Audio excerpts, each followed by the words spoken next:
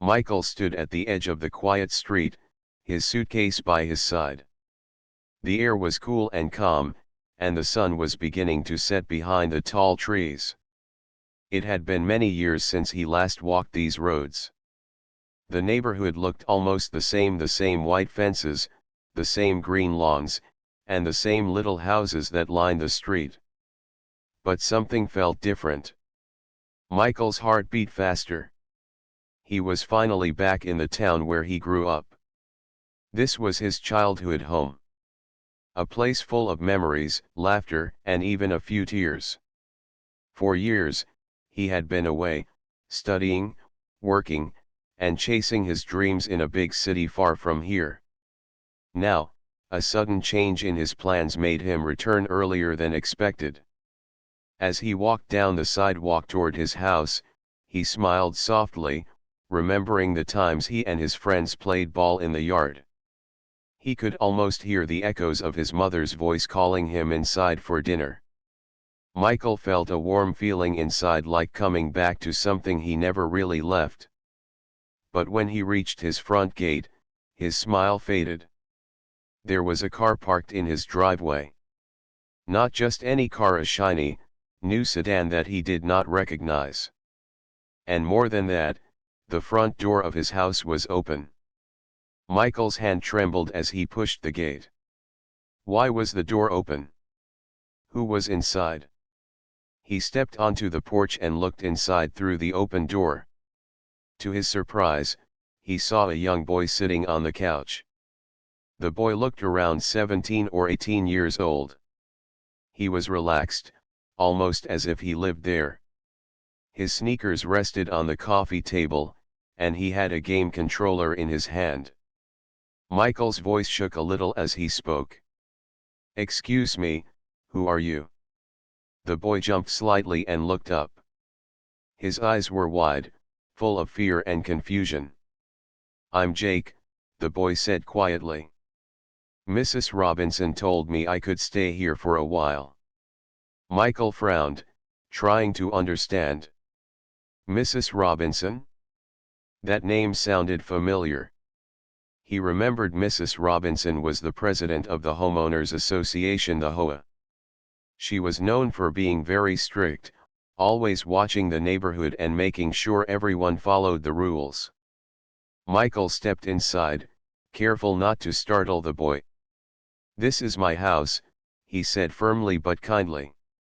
"I live here." Jake looked down at his hands. "I didn't know," he whispered. "Mrs. Robinson said it would be okay." Michael felt a mix of confusion and concern. How could Mrs. Robinson, the strict HOA president, let someone live in his house without telling him? This didn't make sense. He took a deep breath and looked around the living room. Everything was in its place, the same old furniture, the pictures on the walls. But the feeling of peace he had imagined was gone. Instead, there was tension.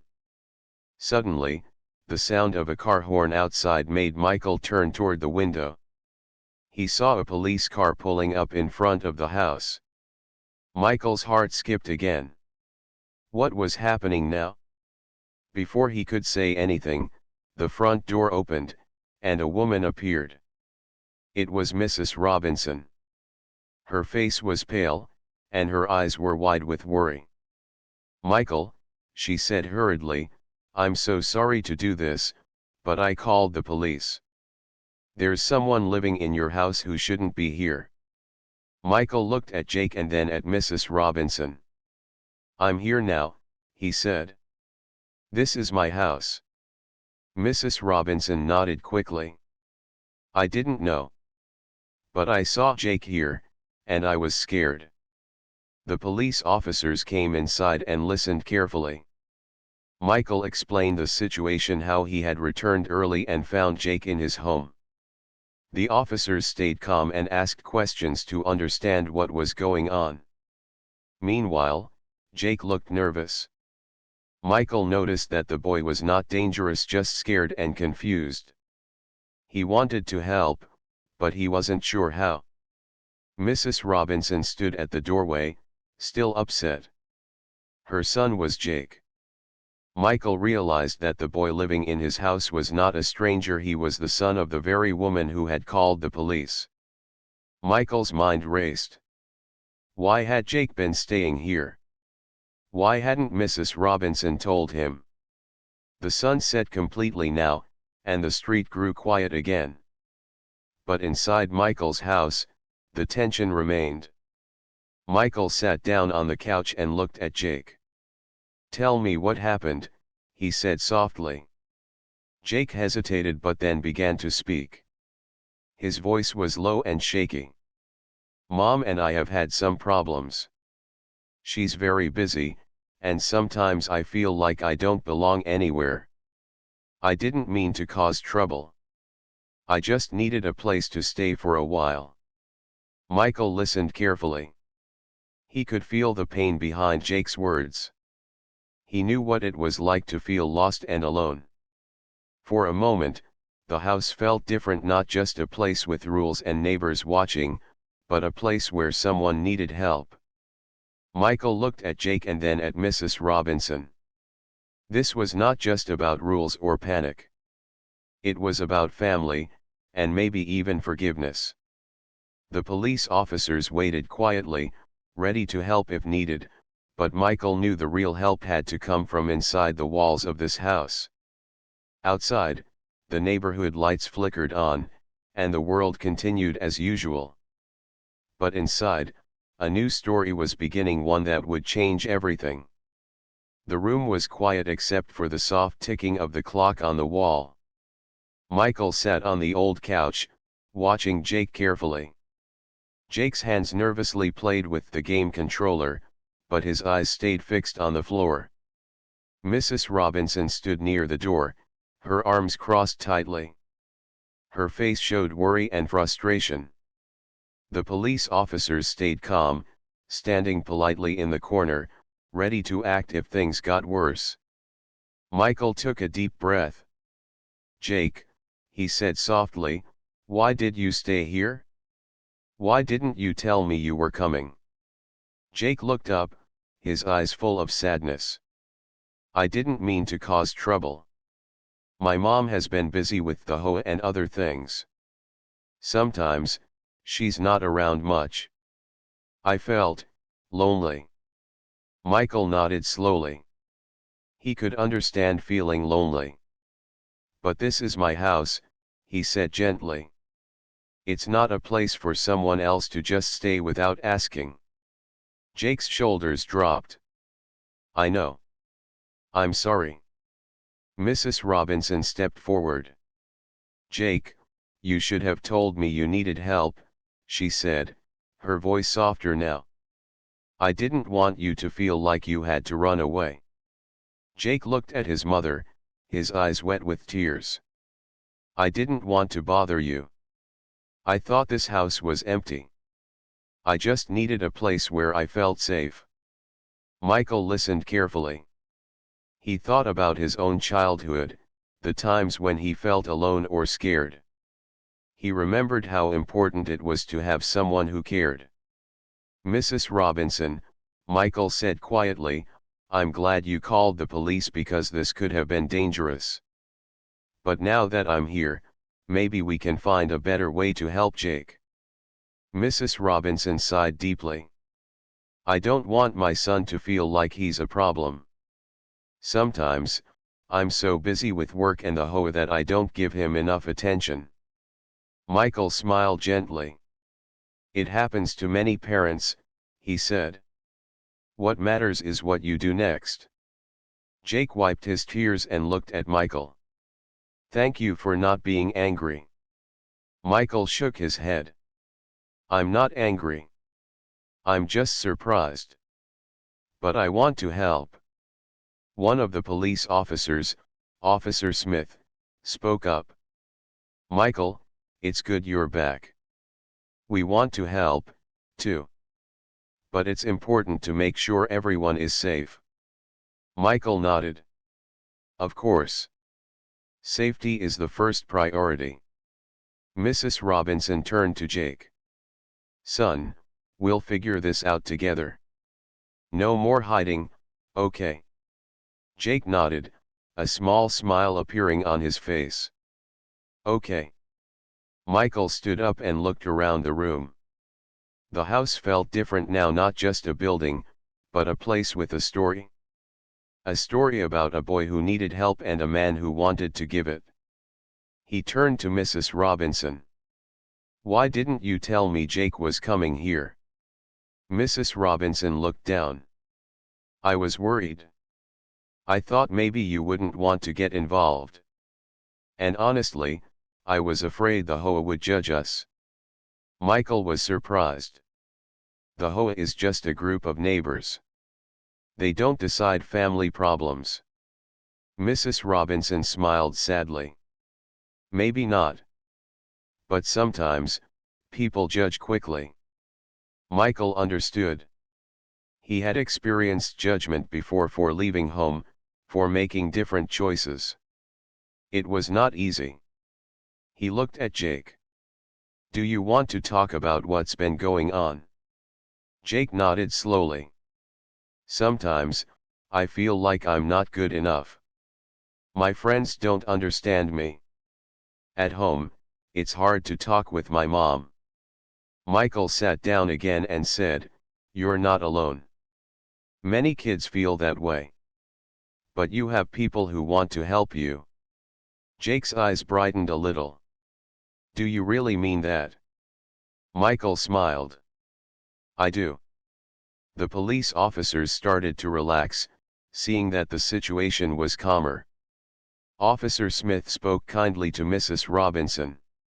"If you ever need help, there are resources for families.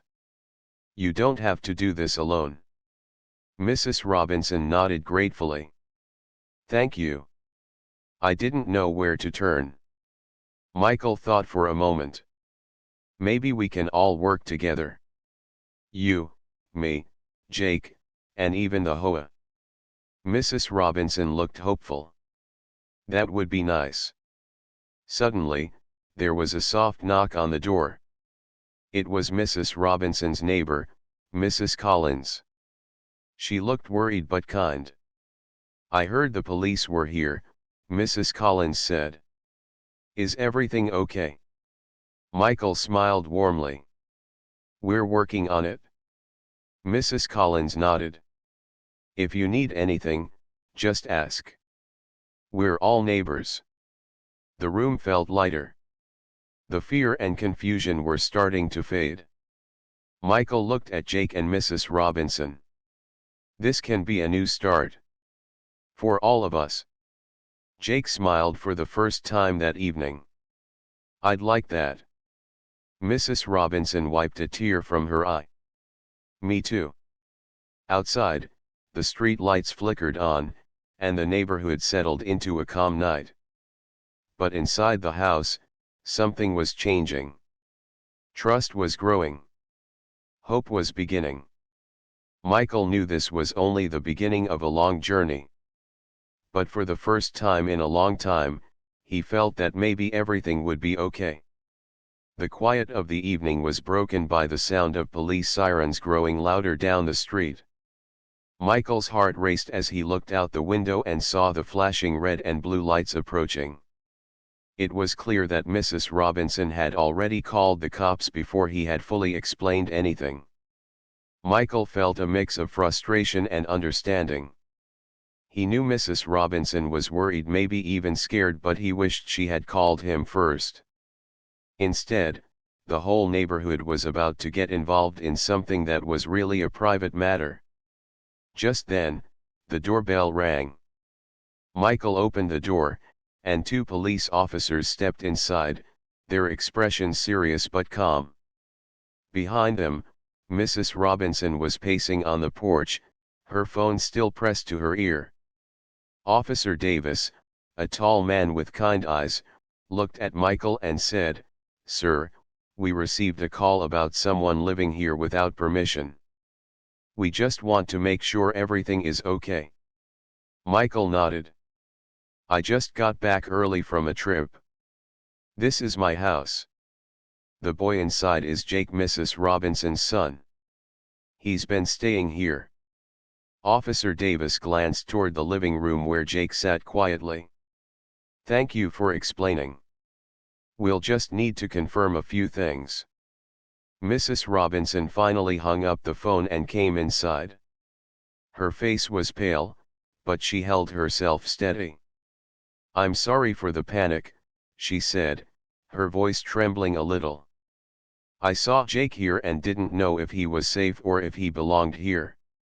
I didn't want to wait and hope for the best. Michael softened. I understand, Mrs. Robinson.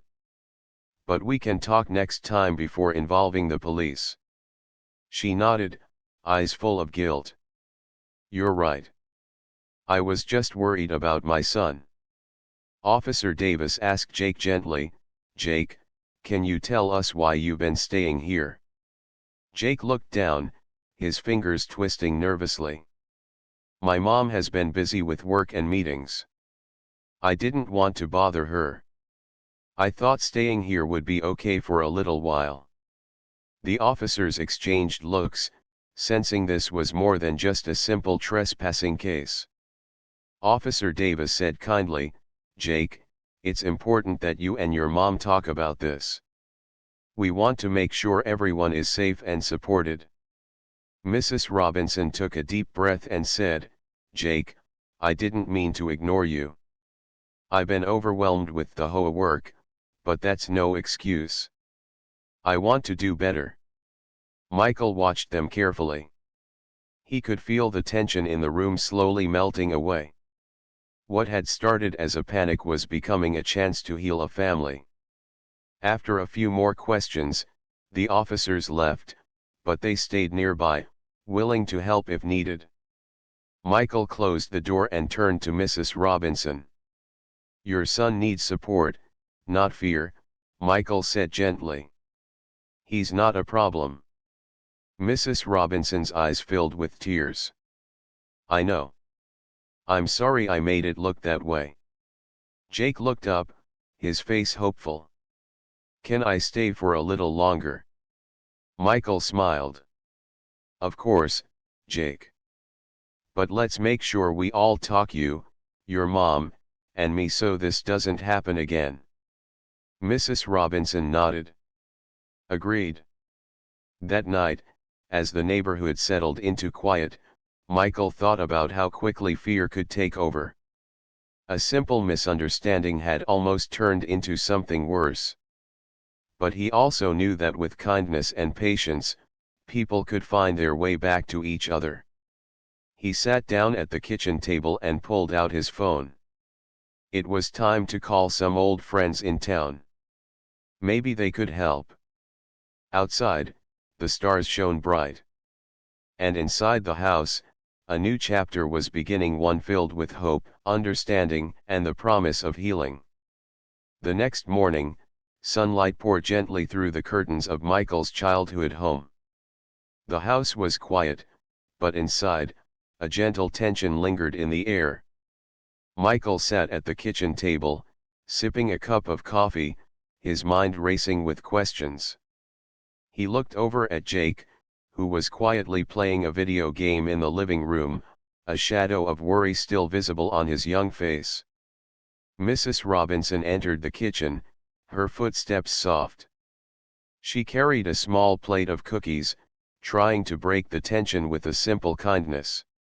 I thought you might like some, she said, offering the plate to Michael. He smiled warmly and accepted. Thank you. Mrs. Robinson hesitated before speaking. Michael, I want to explain everything. Jake hasn't been doing well lately. He's been feeling lost, and I wasn't sure how to help him. Michael nodded. I figured there was more to this. You don't have to explain everything now, but I'm here if you want to talk. She sighed deeply and took a seat. Jake has been struggling at school. He's quiet and doesn't have many friends. I've been busy with HOA meetings and neighborhood problems, but I realize now I should have been paying more attention to him. Michael looked toward the living room. Jake was watching them from behind the doorframe, listening but unsure if he should come in. Mrs. Robinson's voice softened. One day, Jake just stopped coming home. I was scared and panicked. I asked around the neighborhood, but no one knew where he was. Michael leaned forward, his curiosity growing. And that's when he came here. Mrs. Robinson nodded. I think he felt safe in this house, your house. He must have remembered it from when we used to visit you as neighbors. Michael was surprised to hear that. I didn't know we were that close. We were, Mrs. Robinson said softly. Your family was always kind to us. Michael thought about those days playing outside with neighbors, sharing stories, and feeling like part of a community. Maybe Jake needed that sense of belonging now more than ever. He stood up and walked to the living room. Jake, he called gently. The boy looked up, hesitating before stepping inside. Michael smiled. Would you like to talk?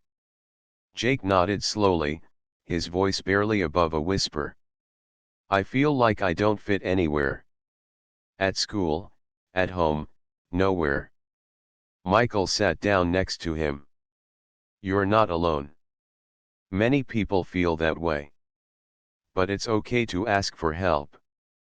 Jake looked at him, eyes shining with a mixture of hope and sadness. I didn't want to be a burden. You're never a burden, Michael said firmly. Everyone needs help sometimes. What matters is that you're willing to try. Mrs. Robinson joined them, her eyes filled with tears. Jake, I'm sorry I wasn't there when you needed me. Jake looked at his mother and nodded. I know. I want to try, too. Michael felt a warmth spread through his chest.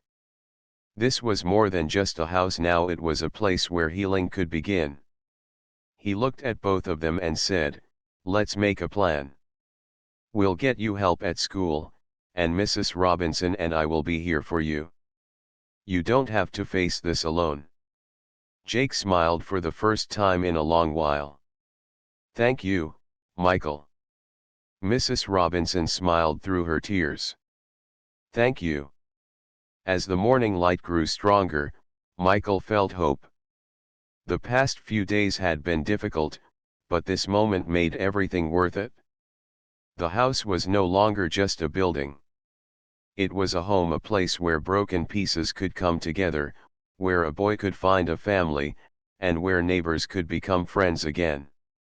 Outside, the neighborhood was waking up, unaware of the quiet miracle happening inside. Michael looked out the window and whispered to himself, this is just the beginning.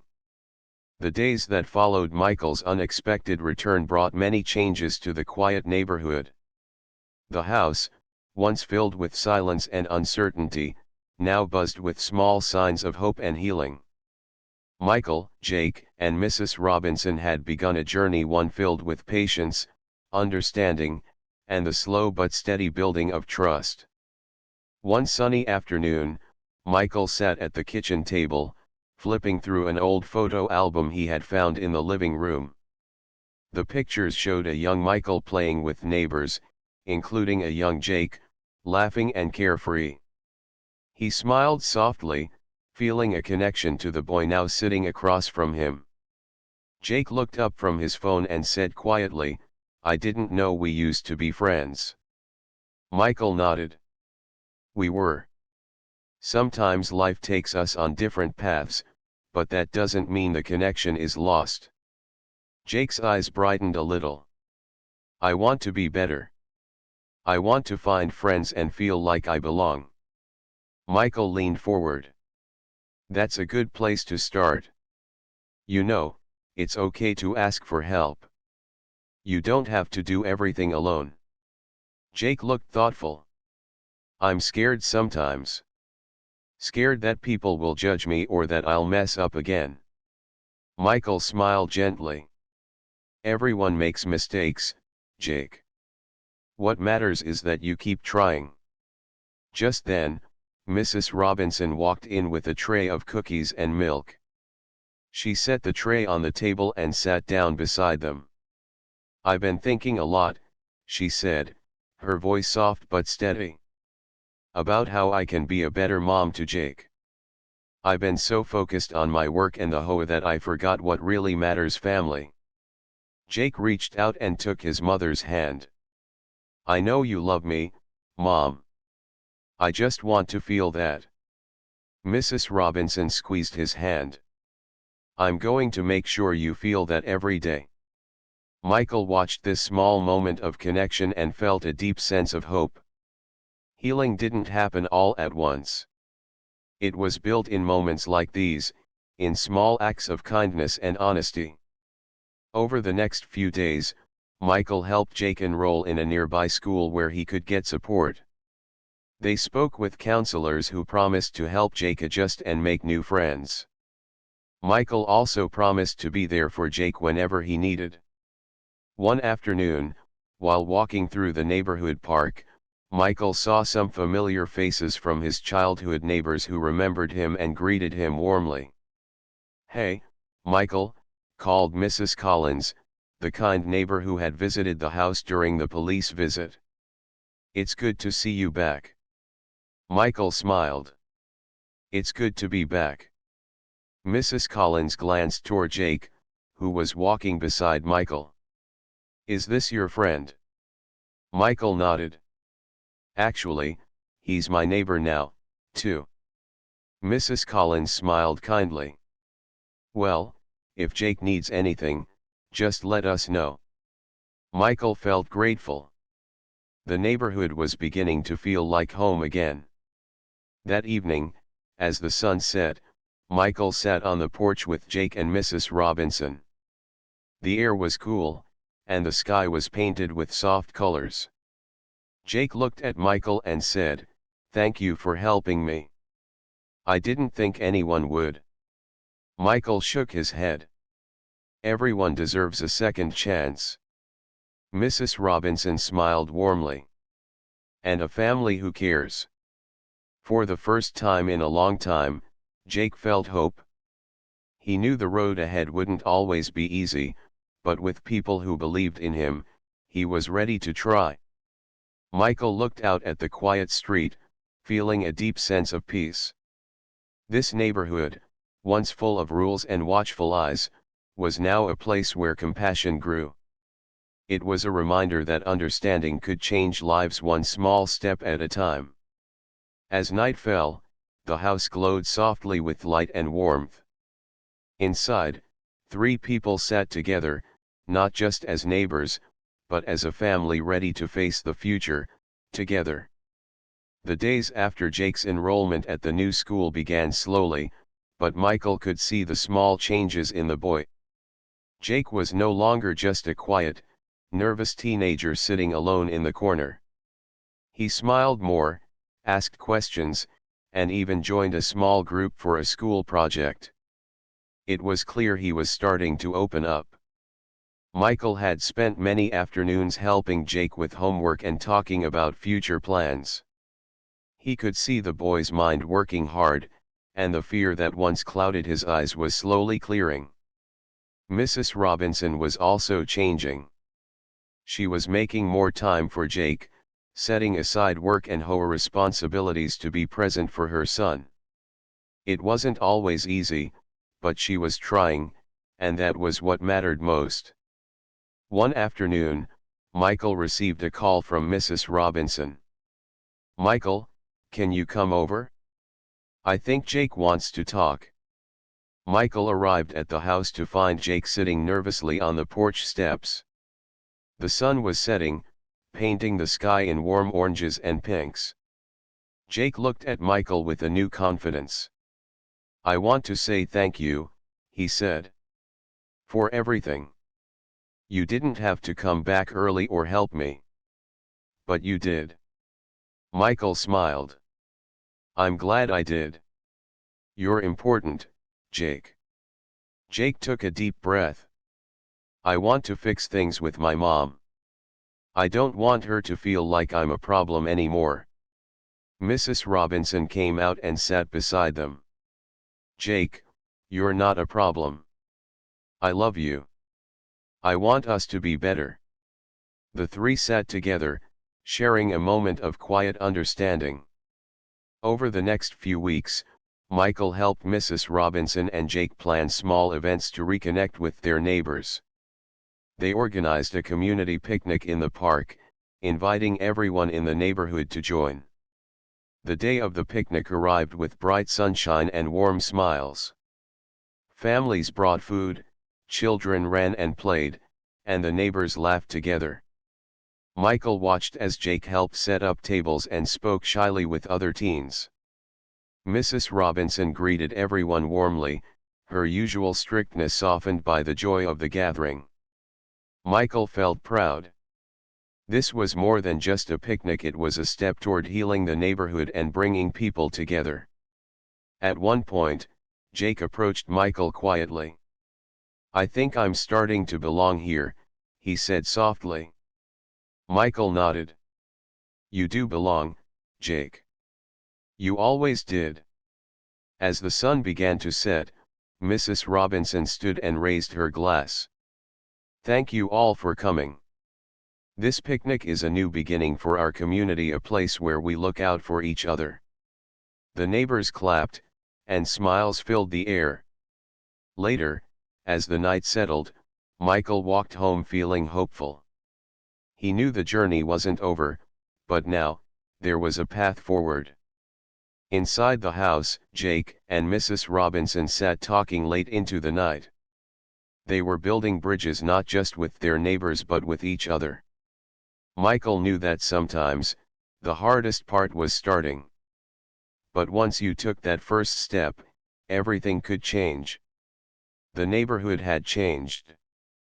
The tension and suspicion that once hovered in the air were slowly replaced by warmth and connection. Michael stood on his front porch, watching as children played in the street and neighbors greeted each other with smiles. It felt like a new beginning, not just for Jake and Mrs. Robinson, but for everyone. Inside the house, Jake was sitting at the kitchen table, writing in a notebook. Michael walked in and noticed the serious look on Jake's face. "What are you working on?" Michael asked. Jake looked up and smiled. "Just some ideas for school, and maybe a story. I want to write about how things change when people understand each other." Michael nodded, impressed. "That sounds great. Writing can help you see things clearly." Jake's smile grew wider. "I'm starting to feel like I belong here. Like this is home." Michael felt a lump in his throat. For a long time, he had seen the house only as a building, a place he left behind. But now, it was a place full of life, hope, and family. Mrs. Robinson entered the room carrying a plate of cookies. She set it down and sat next to Jake. "I'm proud of you," she said gently. "And I'm proud of us for trying and growing." Jake reached for her hand. "Thank you for not giving up on me." Mrs. Robinson smiled through tears. "I'll never give up on you." Michael watched them and thought about how far they had come. It wasn't just about the house or the neighborhood rules anymore. It was about trust, forgiveness, and love. That evening, the three of them decided to take a walk around the block. The stars twinkled above, and the air was cool and fresh.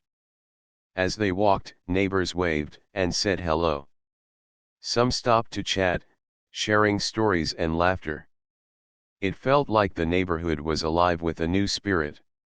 Michael stopped for a moment and looked at Mrs. Robinson and Jake. "I'm glad we all gave this a chance." Mrs. Robinson nodded. "Me too. Sometimes, it takes a little fear to wake us up." Jake smiled. "I'm ready to face whatever comes next with you both." Michael felt a deep peace settle inside him. The house was no longer just his childhood home. It was a place of healing, connection, and new beginnings. As they reached the end of the block, Michael looked up at the stars and whispered, "This is just the start." Because sometimes, the hardest part of any journey is taking the first step. And when people come together with open hearts, there is no limit to what they can heal and build together.